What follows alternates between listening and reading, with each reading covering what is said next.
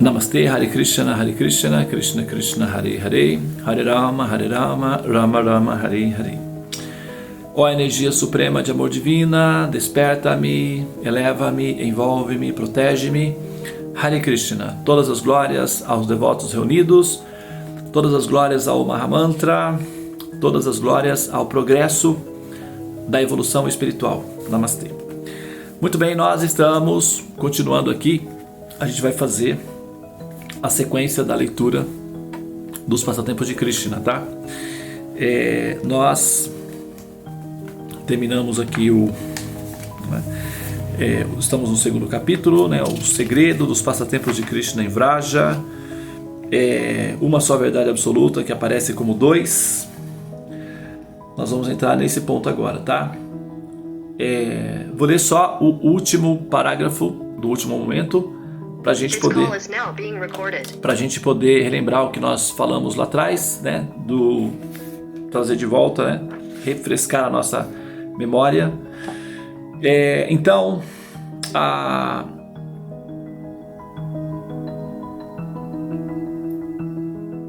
ele é a mesma suprema personalidade de Deus, imutável, onisciente, onipotente, transcendental. Para oportunizar estes passatempos, sua potência de passatempos encobre-lhes o conhecimento de maneira que até ele se esquece de que é Deus. Nós falamos sobre isso daí anteriormente.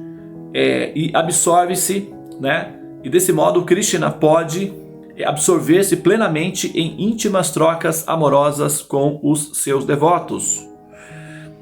Agora eu vou ler do subtítulo Uma só verdade absoluta que aparece como dois. Uma só verdade absoluta que aparece como dois. Krishna e Baladeva são a suprema personalidade de Deus. Baladeva é o irmão de Krishna, tá? Baladeva é o irmão de Krishna. Talvez alguém pergunte como é possível duas personalidades serem a suprema personalidade de Deus.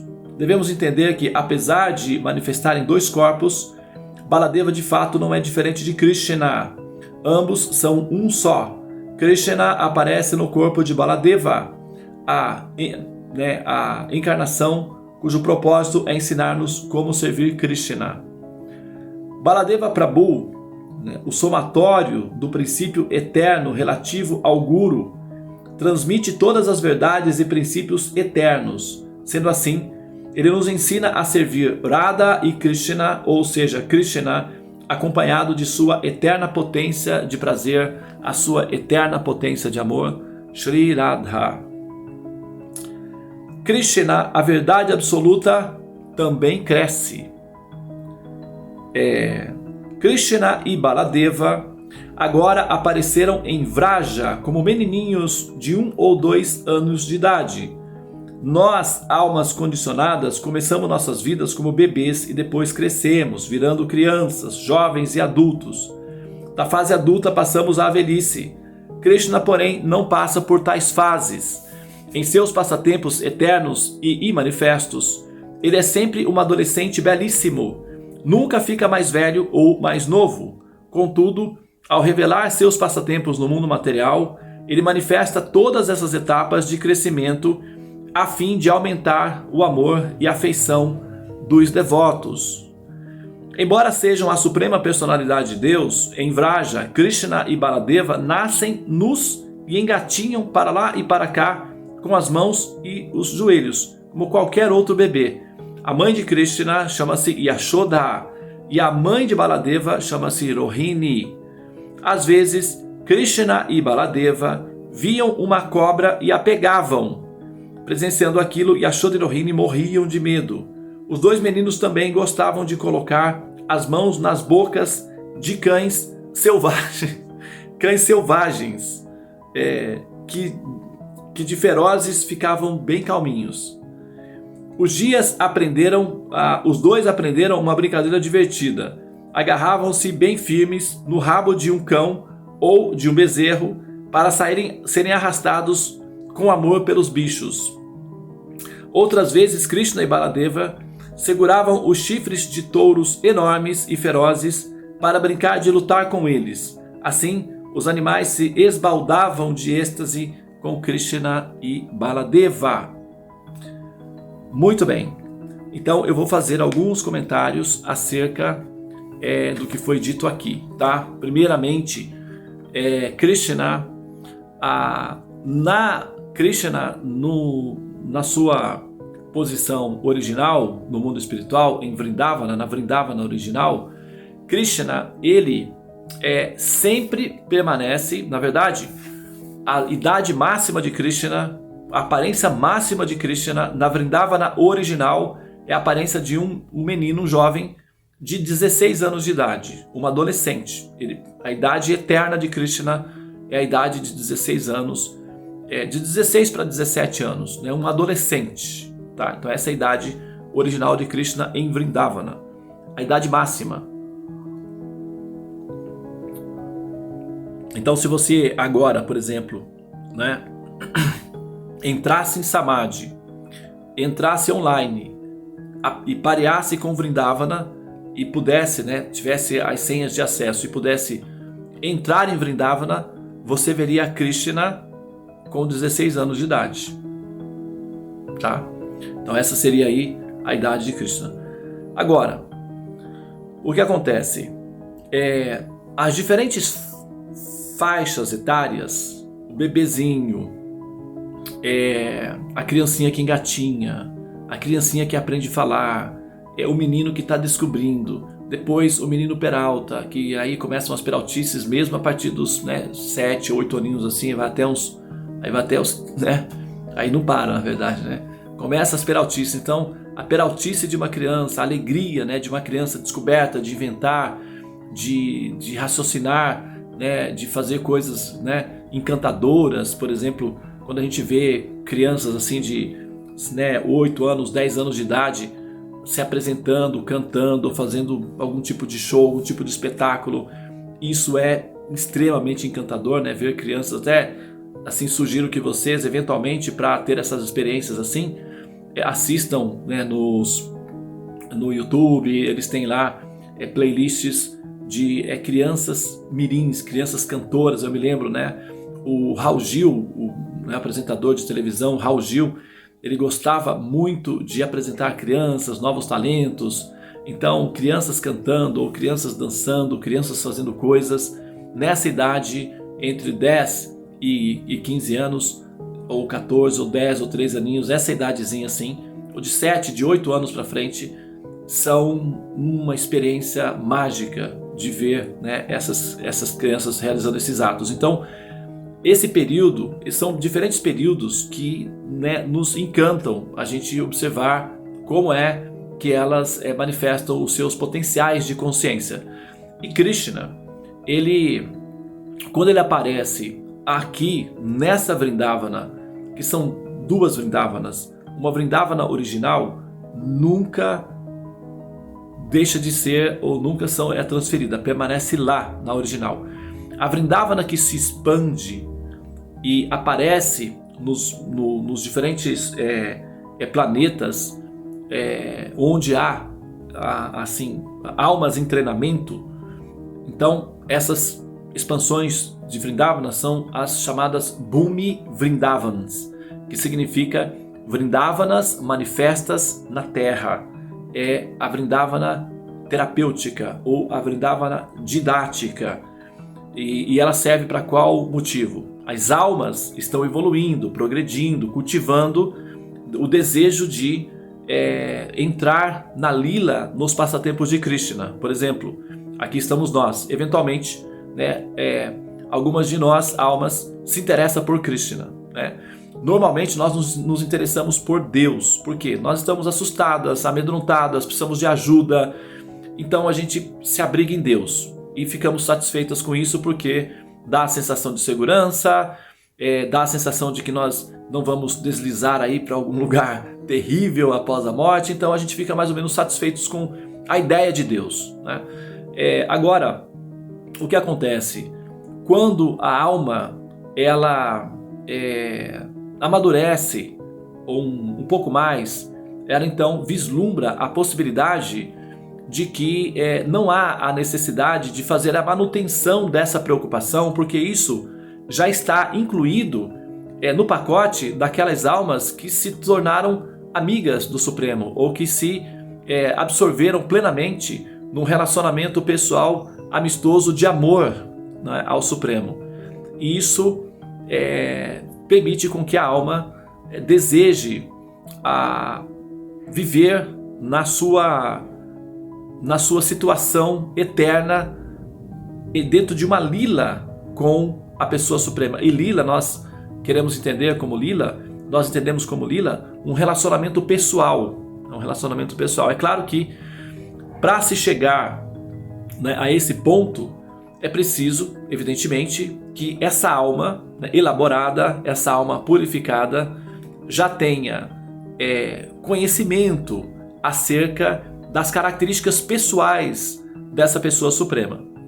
E quando essa compreensão está na pauta, ou seja, está, né, no ambiente, e a pessoa está cultivando o conhecimento pessoal acerca da pessoa suprema, essa pessoa suprema, das descrições de Deus que nós temos disponíveis, né, nesse planeta, a descrição Krishna como sendo essa pessoa suprema é a que mais agrada ao coração, principalmente pelo fato de que ele reúne características pessoais que acalmam o nosso coração. Por exemplo, o fato de ele ser gentil, educado, amoroso, amistoso, o fato de ele ser sempre jovem e não ter uma feição carrancuda, né, uma feição que nos assuste ou nos imponha a diferença das distâncias, né,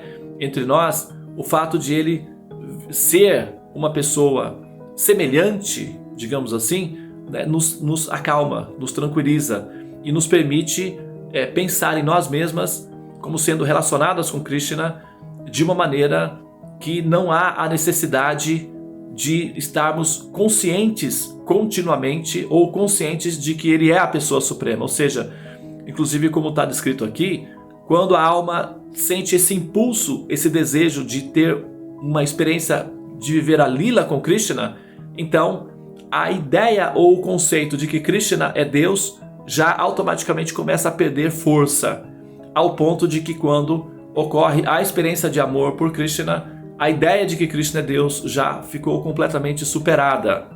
Embora ele permaneça sendo a suprema personalidade de Deus, no seu ambiente íntimo, essa exigência de consciência não é manifesta, ou seja, ninguém tem esse conceito de Deus no reino de Deus. Ou seja, ontem eu até comentei isso daí, uma coisa bem engraçada, porque Krishna, o Vrindavana, seria um ambiente perfeito para ateístas, porque é um ambiente onde não há Deus, né? É o local onde Deus não está, onde não está presente, é onde ele deixa de existir. Então seria perfeito, né? Um ateísta, talvez, nesse sentido, né, assim, pejorativamente falando, se sentiria muito bem aí, porque não haveria Deus. Ou seja, a ideia de Deus desaparece completamente do contexto. E as pessoas vivem simplesmente as suas vidas felizes com elas, entre si, porém com corpos estáveis. Ou seja, a configuração dos corpos nesse ambiente é estável. Ele não se decompõe, ele não se fragmenta, ele não adoece, ele não se degenera, o que acentua a sensação de bem-aventurança, porque o medo está ausente. A ausência de medo, a ausência de sofrimentos, com a presença de beleza, juventude e felicidade, é um ambiente perfeito para anestesiar um ser a ponto de que esse ser não deseje outra realidade a não ser essa, e é o que nós chamamos de o reino de Deus, né? Bom, agora, como a Vrindavana didática, né, que é a Vrindavana terapêutica, que se manifesta dentro das simulações que são chamados os mundos materiais, elas têm justamente uma função didática de ser, como está sendo descrito aqui.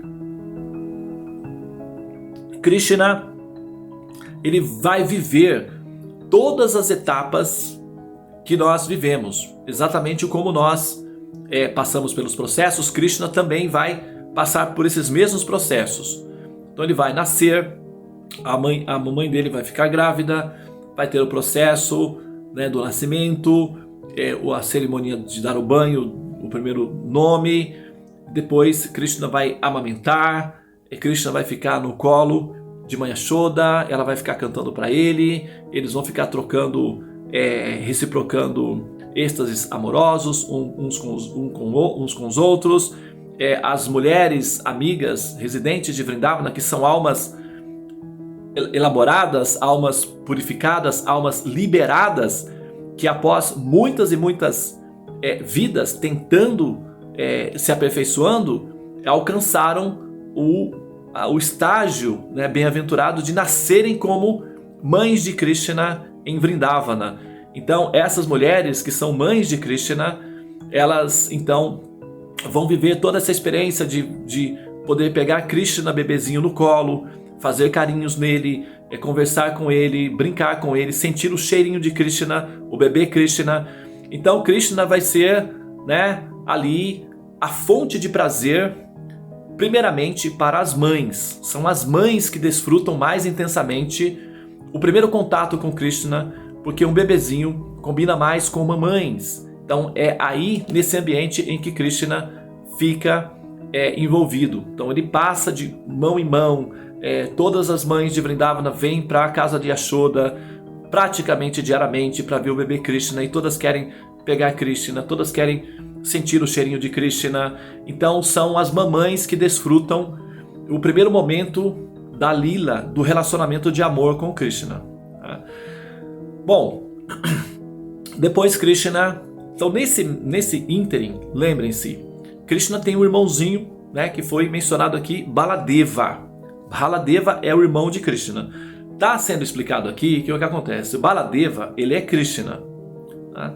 São duas pessoas separadas, cada uma com personalidades individuais, com estilos individuais, com temperamentos individuais, porém é a mesma pessoa. É como nós e Deus, né? Nós e Deus somos a mesma pessoa. Então Deus e nós somos a mesma pessoa. A diferença entre nós e Deus é que ele é ilimitado e está autorrealizado, está perfeito na sua posição original. E nós, almas condicionadas, estamos nos aperfeiçoando, mas nós ficaremos semelhantes, na mesma condição da existência a Deus. O processo de decantação, de purificação, que é o que nós chamamos de evolução, ele tem algumas fases, né, de decantação, mas quando ele chega na etapa final, é quando a alma decantada se interessa pela experiência de amar a Deus.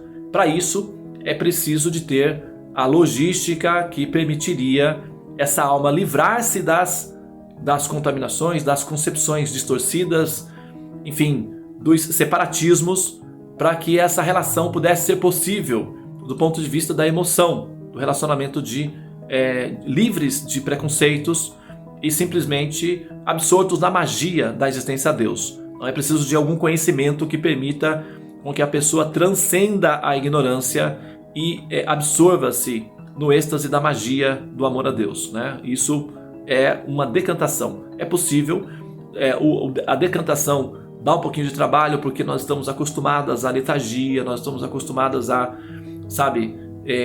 a confusão mental, então isso atrapalha um pouco. Mas quando a alma se torna determinada e saudável, pronto, aí o processo fica bem rápido, né? Agora, Krishna e Baladeva são a mesma pessoa, né? Só que eles têm temperamentos e comportamentos diferentes. Baladeva é um pouquinho mais velho que Krishna, né? Ele é o irmãozinho de Krishna, mas ele é um pouquinho mais velho que Krishna. Ele é filho de Rohini. Lembrem-se, nós estamos dentro de um palco que leva em considerações fatores biológicos, fatores sociológicos, fatores culturais. E nós estamos falando da civilização védica num período histórico, há 5.000 anos atrás. Os reis, a monarquia real védica, é uma monarquia que produz muitos homens santos, pessoas santas.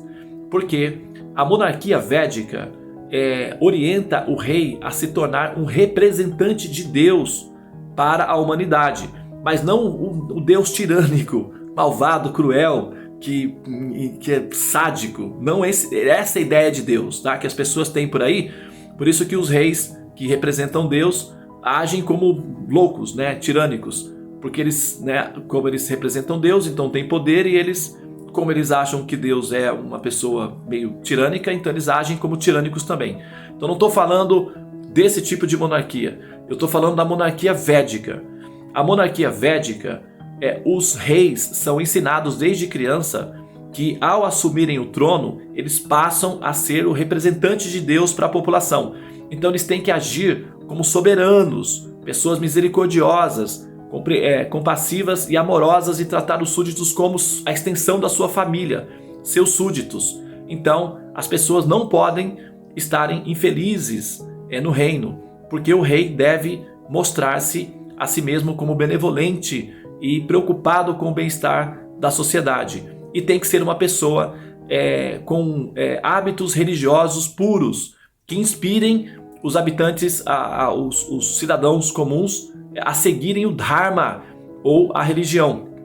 Por isso, por conta dessa monarquia sagrada que é fomentado na civilização védica, é muito comum que apareçam entre os reis filhos santos, filhos sagrados, filhos divinos, como por exemplo podemos citar o próprio Siddhartha Gautama, Buda, né? Que é príncipe real. Ele seria o próximo rei, na verdade, mas ele nasceu numa família real e se tornou o Buda. Daí nós podemos mencionar alguns personagens que vocês não conhecem, mas nós podemos mencionar, por exemplo, Dattatreya, né? Ou Sanatan, e muitos outros que eu não vou aqui entrar em detalhes aqui, que são personalidades que talvez não sejam do âmbito das observações do cotidiano de vocês, mas a ideia é que é muito comum, devido a essa prática de Dharma, nascerem em famílias reais pessoas santas, tá? Tanto é que os astrólogos védicos, os chamados reis magos, quando eles, baseado nos cálculos astrológicos, previram o aparecimento de uma grande personalidade real, divina, um ser sagrado, um avatar, um Shakti-Avesh avatar, eles então formaram uma comitiva patrocinada pelos reis védicos para irem até o local onde esse Shakti-Avesh avatar estaria nascendo e oferecer os típicos presentes indianos, que é ouro, né, incenso e roupas, né, ouro, incenso, mirra, que é uma espécie de incenso bem assim, raro para a época. Então eles foram primeiramente para a região da Judéia e eles foram na casa do rei Herodes. Os astrólogos, eles foram na casa do rei. Por que eles foram na casa do rei? Porque na cultura védica era muito comum que Shakti-Avesh avatars nascessem em famílias reais. Então eles foram primeiro checar, porque como, né, tinha nascido um filho, eles foram primeiro checar na família real se o filho nascido era esse ser transcendente, esse Shakti-Avesh avatar. Porque é assim que funciona. Na cultura védica, a família real, eles são os representantes do Dharma, eles são os sacerdotes de toda a população, né? E a Vasudeva, que era o pai de Krishna, ele nasceu, lembrem-se, em Mathura. Vasudeva estava sob prisão domiciliar, né? O Kansa tinha usurpado o reinado, o controle político, e o Vasudeva estava aprisionado no palácio real. Então ele era da aristocracia, ele era da família real, ele era da monarquia, ok? Então os reis védicos, eles costumavam ter mais que uma rainha. Tinham às vezes, né, uma quantidade de rainhas, pelo menos eles tinham 3 ou 4 rainhas, e isso tinha a ver com alianças políticas para fortalecer os reinos, bem como também para garantir, né, a linhagem real da monarquia. O rei precisava então ter muitos filhos, príncipes, porque dentre esses príncipes apareceria um com proeminência aristocrática e dharma, espiritualidade, religiosidade proeminente, e esse então se tornaria aí, né, o próximo sacerdote real, que seria, né, o rei, né, o administrador dos cidadãos. E o Vasudeva, ele tinha a Devaki, era a esposa de Vasudeva, porém Vasudeva já tinha uma outra esposa antes da Devaki, que era Rohini. Rohini, na verdade, ela era a primeira esposa do Vasudeva. Por que eu digo que era a primeira esposa? Porque Vasudeva, quando foi enclausurado na prisão domiciliar, ele não teve mais acesso, né, à vida social. Ele ficou lá, preso, né, em prisão domiciliar, com Devaki. E a sua esposa, a Rohini, ela, assim que Vasudeva foi aprisionado, ela então retirou-se e viveu, né, em retiro, até que secretamente ele a enviou para morar em Vrindavana, porque seria para lá que o filho de Devaki seria enviado. Então Rohini já foi na frente. Só que, como Rohini era a esposa do rei Vasudeva, ela era permitida fazer visitas para o rei. Ela era a rainha dele. E o Kansa a política real não impedia que um prisioneiro domiciliar, no caso da aristocracia, recebessem as suas rainhas, né? E como a situação era um pouco tensa, a Devaki estava sempre sendo vigiada, os filhos, então a Rohini também tinha a opção de ficar no palácio junto com o rei, o Vasudeva, né? Junto com Vasudeva. Porém, Vasudeva orientou a Rohini, a esposa dele, que fosse para Vrindavana. E quando ela foi para Vrindavana, ela já foi grávida, porque eles tinham intercâmbios amorosos, eles eram casados. A Rohini, então, foi para a Vrindavana. Só que a concepção de Krishna e Baladeva não se dá necessariamente através do intercurso sexual. Isso não significa que Vasudeva e Devaki, Vasudeva e Rohini não tivessem intercursos amorosos.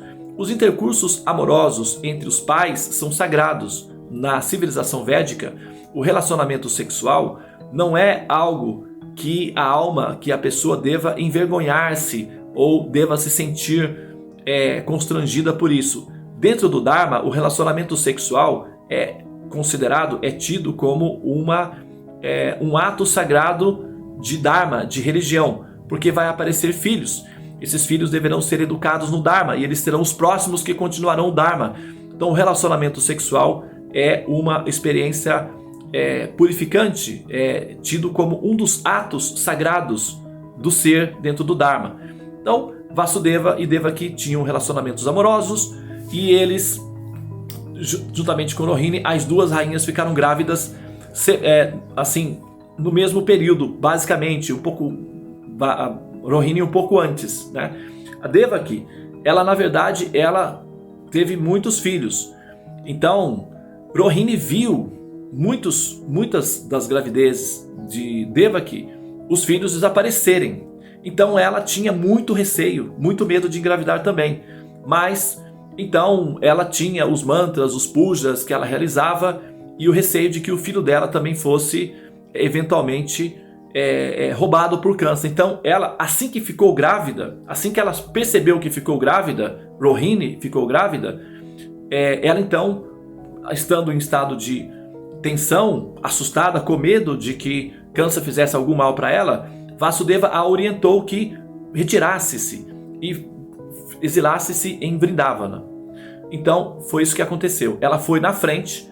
Lá em Vrindavana, ela gestou, ela ficou, né, a gestação toda dela em Vrindavana, e ela teve o filhinho dela em Vrindavana, Balarama. Então, como Krishna já ia aparecer, Balarama veio um pouquinho antes para já organizar para que tudo estivesse pronto para Lila, para o passatempo de Krishna. Balarama, Baladeva, é uma expansão de Krishna, que é a potência logística de Krishna, vamos dizer assim. Por quê? Todos os elementos do reino de Deus, árvores, ar, sol, lua, pássaros, rios, flores, palácios, tudo que você possa imaginar que forma a estrutura do reino de Deus é uma expansão de Baladeva. Então essa pessoa, ela manifesta, né, misticamente. Para nós a gente chama de mágico, místico, né, mas ele sabe como é que funciona o mecanismo. Assim como, por exemplo, o celular, né, é mágico, é místico, isso é mágico, tá? Se uma pessoa, né, de 100 anos atrás, um habitante da Terra de 100 anos atrás fosse transferido para cá, para esse tempo nosso, e visse o que eu estou fazendo aqui, vocês aí, cada um em uma parte do Brasil, tem pessoas que até tá fora do Brasil, está se comunicando comigo simultaneamente, sem eu precisar gritar, ele me teria como um Merlin, como um mágico. Ele diria que eu sou um bruxo, um mágico, um encantador, porque eu faço coisas que tá fora do conceito da imaginação. Nós sabemos como é que funciona a tecnologia dos satélites, não é, a relatividade geral e tal, os transistores, etc. Então, as equações matemáticas que permitem esse processamento. Então nós chamamos isso de ciência, de tecnologia. Um habitante de 100 anos atrás chamaria isso de magia. Então, quando nós olhamos a forma como Deus faz as coisas, nós chamamos isso de magia, né? Porém, ele particularmente sabe como é que funciona a tecnologia que permite ele fazer coisas que para nós é mágico, que para ele está dentro do ambiente de realidade, né, digamos assim. Assim como os celulares e computadores está dentro do nosso ambiente de realidade, para um habitante nem muito longe, não vou falar nem da Idade Média, vou falar daqui de 100 anos atrás, isso daqui é o equivalente de magia, né? Então, Baladeva magicamente, né, cria toda a estrutura do reino de Deus, planetas, espaço, tudo. E Krishna, para que Krishna então, que é a sua forma de prazer mais específica para simplesmente divertir-se, mas ter então o ambiente apropriado para divertir-se, ou para viver a existência, a felicidade da existência.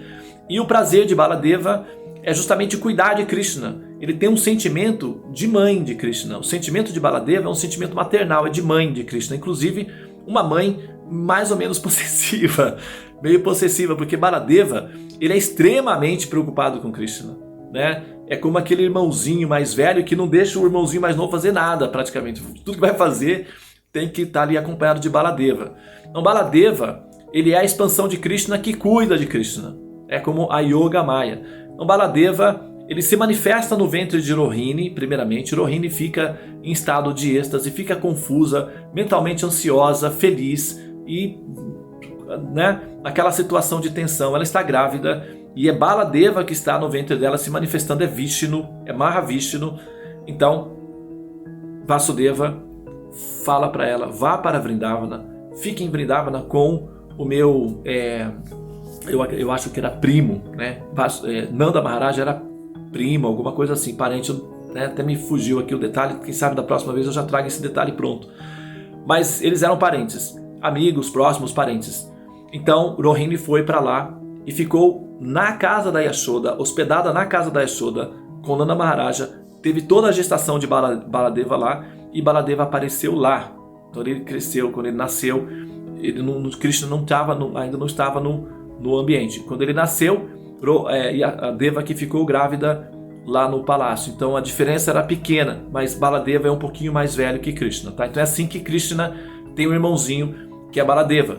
Ele é irmão por parte de pai, né? Ele tem o mesmo pai, só que as mães são diferentes. Yashoda é a mãe de Krishna, Rohini é a mãe de Baladeva, tá? Então esse é o contexto. Muito bem. Bom, eu acho que nós podemos, né, hoje, né, ficar por aqui, porque a gente já deu um pequeno passo, porque entender um pouquinho mais, né, o plano aí, né, dos passatempos de Krishna. Só um detalhezinho que eu me lembrei agora é que assim, então, né, na relação da Vrindavana didática com a Vrindavana original, na Vrindavana original também tem todas as fases, todas as lilas são eternas, todos os momentos são eternos, tá? Então Krishna, ele permanece eternamente como um bebezinho, eternamente como um menininho, eternamente como um adolescente, a depender do estado de lila que as almas vivenciam, ok? E de acordo com os desejos delas, Vrindavana se manifesta, se organiza para realizar os desejos das almas na relação de amor com Krishna. Então, se as almas querem ser para sempre criancinhas de 5 aninhos, 6 aninhos com Krishna, Vrindavana vai se organizar. Uma Vrindavana, ela é caleidoscópica. Então, uma Vrindavana tem infinitas possibilidades de permanência. As almas se encaixam dentro dessas infinitas possibilidades de acordo com os desejos delas. Então, elas querem ser um amiguinho de Krishna, com Krishna eternamente com 16 anos. Então, é assim que ela vai viver a eternidade com Krishna. Ou Krishna eternamente um bebezinho. As mães, né, parece que gostam muito de ter bebezinhos eternos. Então, agora também tem a possibilidade de acompanhar todo o processo de desenvolvimento de Krishna. Só que quando chega aos 16 aninhos, fica estável, né? Ele não cresce a partir dos 16 anos, ele para. Aí até a idade máxima de todos os habitantes de Vrindavana, a idade máxima é essa daí. Tem para aqueles que estão na lila de Krishna, diretamente com Krishna. Os únicos que têm uma aparência um pouquinho mais amadurecida são as mães e os pais das crianças de Vrindavana, que têm uma aparência de 20 anos de idade, no máximo. Quando a gente pega, por exemplo, o Krishna Vasudeva, que é o Krishna que está na batalha de Kurukshetra, falando o Bhagavad Gita, ou o Krishna de Dwaraka, ou o Krishna, né, que sai de Vrindavana, por exemplo. A gente pega o Bhagavad Gita, tem aqui o Bhagavad Gita, a gente olha aqui para esse Krishna, por exemplo, a aparência dele não é uma aparência de um menino de 16 anos. Esse Krishna tem uma aparência de 20, 22 anos de idade. Esse Krishna, na verdade, ele é Vishnu, que está fazendo a lila de Krishna. Então ele tem uma aparência um pouco mais madura. Vishnu, sim, tem uma aparência um pouco mais madura. Ele já é um pouco mais, vamos dizer, envelhecido. Então a aparência máxima de Vishnu é de um jovem de 20 a 25 anos de idade.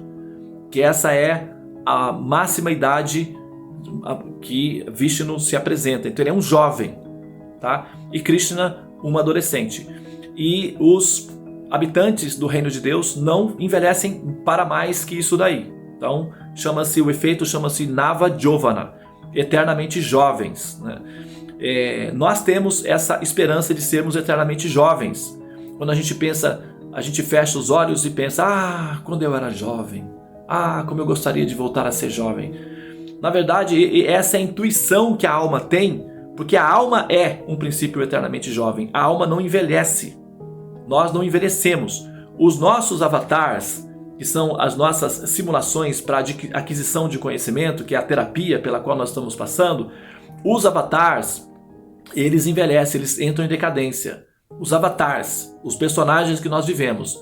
Nós, as almas que vivemos os personagens, nós não envelhecemos. Até que você observa, por exemplo, eu estava conversando com meus filhos outro dia, a minha filha comentou: mas pai, você já está com quase 50 anos, né, que eu estou com 49. E eu assim olhei e falei: nossa, verdade, isso, eu acho que eu me esqueci de perceber isso daí, porque a sensação interna que eu tenho é de 19, de 20 anos. Eu não me sinto com 50, não me vejo com 50 anos. Eu me vejo com 20, talvez no máximo 25. A sensação interna que eu tenho é essa idade. E eu acredito que pessoas com 70, 80 anos, o que pode acontecer, a mente vai se cansando e tal, mas aquelas pessoas que estão continuamente conectadas, interligadas com a percepção de que elas são almas, elas não envelhecem, elas não têm a sensação de envelhecimento. O Prabhupada, o nosso mestre espiritual, por exemplo, ele saiu da Índia com 70 anos de idade e veio para o Ocidente, sabe, aventurar como um jovem, né, basicamente. E os poemas que ele escrevia, nos poemas que ele escrevia, ele dizia: como eu sinto saudades do tempo em que nós corríamos alegremente nos campos. Eu estou com tanta saudade desse momento. Será que nós vamos... quando é que nós vamos voltar juntos a brincar pelos campos de Vrindavana? Então é uma alma jovem falando de si mesma, se vendo a si mesma como jovem. O corpo era de um senhor de 70 anos, mas a ver pelos escritos como ele se manifestava intimamente, pessoalmente, é a descrição de um jovem. Então a alma não envelhece, nós não envelhecemos, só os corpos envelhecem. Então, se a gente se identifica com o corpo, daí nós sentimos que estamos envelhecendo, nós sentimos que estamos morrendo, e isso é o que causa a depressão. Mas se nós nos identificamos como almas, nós vamos observar a dissolução, né, do personagem, porém vamos permanecer fixas no estado de espírito de jovialidade e da Ananda, que é o caso da existência da alma. Tá bom? Muito bem, pessoal. Nós vamos agora parar aqui, tá? No próximo capítulo nós vamos falar que Yashoda lembra-se de Krishna. Vai ser o próximo passatempo que a gente vai comentar sobre Krishna. Nós estamos aprendendo sobre Krishna gradualmente, entendendo o plano histórico, o plano social e aprendendo os detalhes sobre Krishna, ouvindo sobre Krishna. A nossa mente se purifica, o nosso coração se purifica e nós nos tornamos como almas, né, apegadas a Krishna.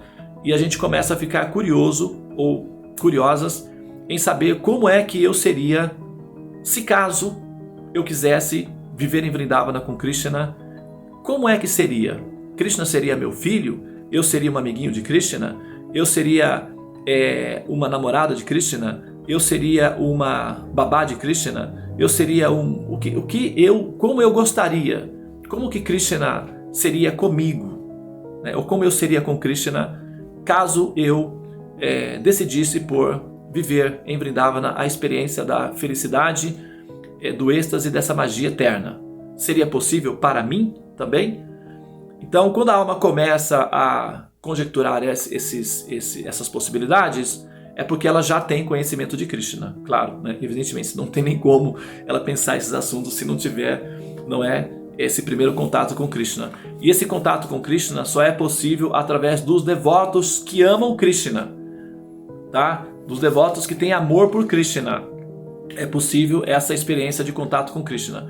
Existem centenas de milhares de yogis, mestres que falam sobre Krishna, mas falam sobre Krishna de uma maneira muito abstrata, de uma maneira muito poderosa, de uma maneira muito distante, de uma maneira muito majestosa, o que nos induz a rezar para Krishna, a reverenciar Krishna, mas a pensar em Krishna como uma probabilidade no infinito muito distante de nós. Então o efeito de amor por ele fica diluído na majestade da adoração a ele.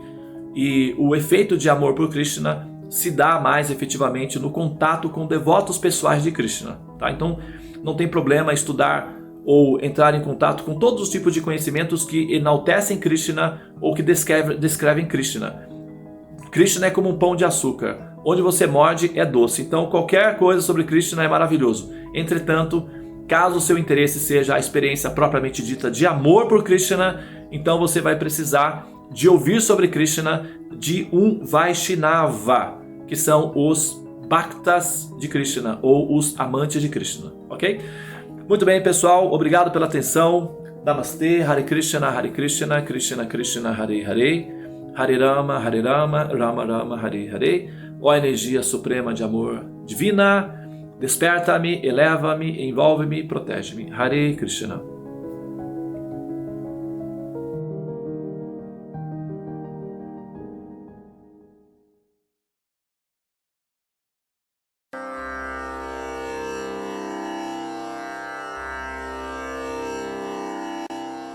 Hare Krishna, Hare Krishna, Krishna Krishna,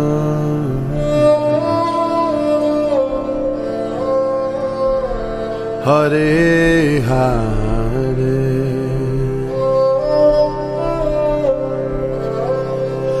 Hare Rama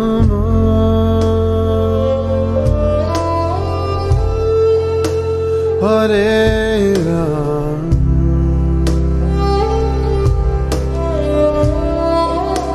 Rama Rama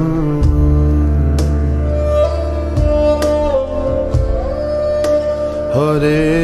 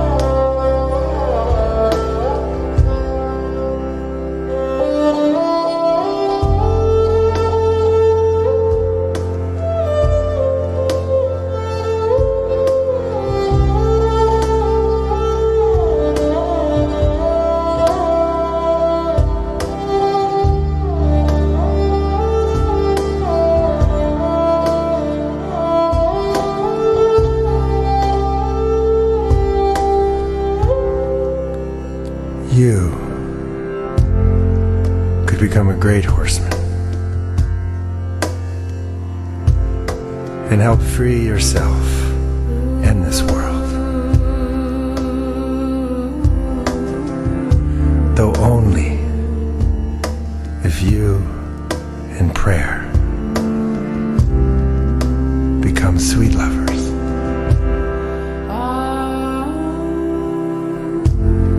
It is a naive man who does not think we are engaged in a fierce battle.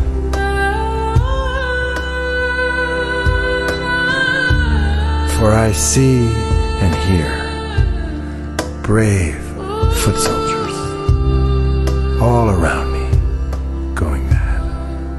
Hare Krishna. And falling on the ground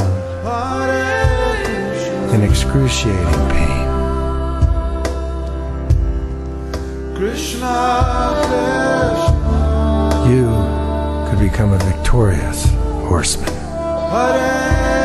and carry your heart through this world like a life-giving sun.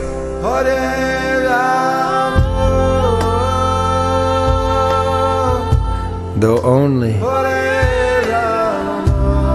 if you and the Great Spirit become sweet lovers.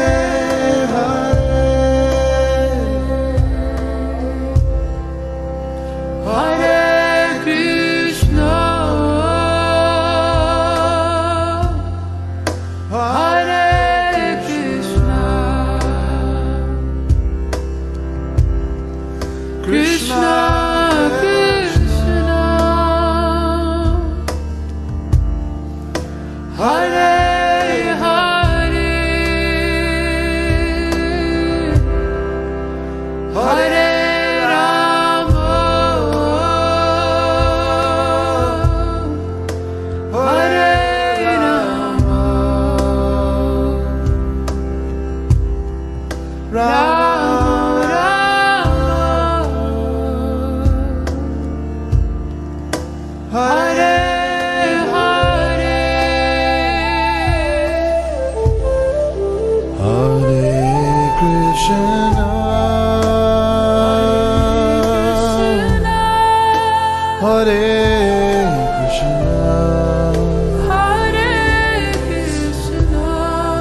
Krishna, Krishna,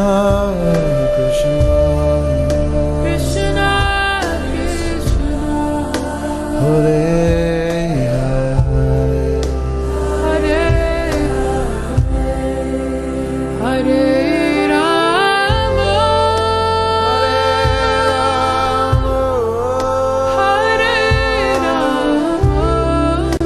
Hare Rama,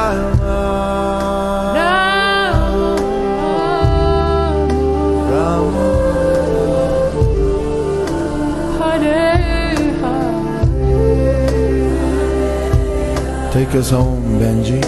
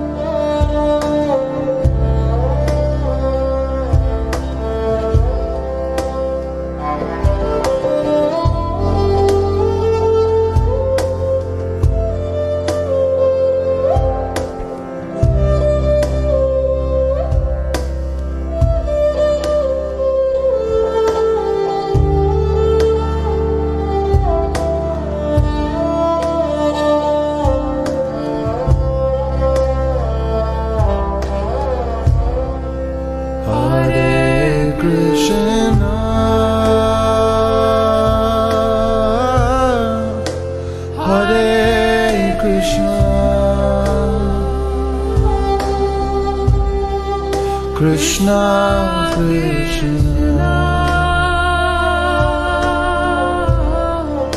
Hare Hare, Hare Rama,